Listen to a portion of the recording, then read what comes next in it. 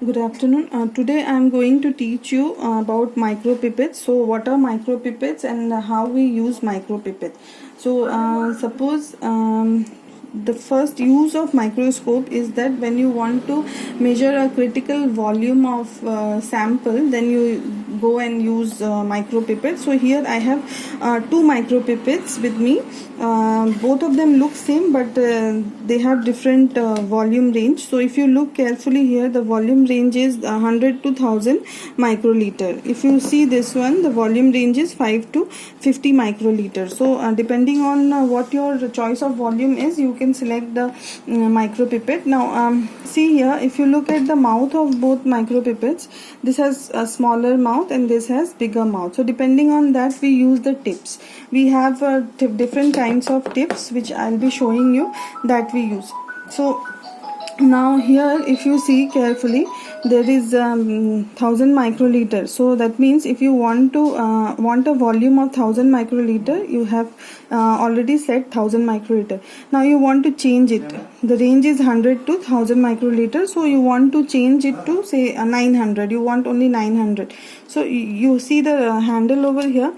You can rotate this. So as you rotate this, the numbers will change. If you see carefully, it is changing to see, it has come down to 900. Now this will only aspirate 900 microliter of the sample. So this is how you change the volume. So within this range, whatever you want, you can change accordingly. If you want to go back to 1000 also, you can again rotate it back, and you see it is again 1000. So that's how you change the volume. Now I'll show you how to use it. So let me take this one, and here the range is 5 to 50 microliter and the setting is for 20. So I'll show you how to use it. Now first, when you have to use, you see these are the micro tips. These are the micro tips that we fix on the mouth. Now see, it has been fixed. Now this one over here is having a bigger mouth because it has a bigger range. So for that you need bigger micro tips. So this is a bigger micro tip and you fix it. So it's very easy to handle them. So now you see both of them have their micro tips with them. Now how to use them is you have to dip it in the test tube. Suppose this is a test tube, and in the test tube I have the reagent. So you dip it in the test tube, and then here you have to press. So you press it and then release it.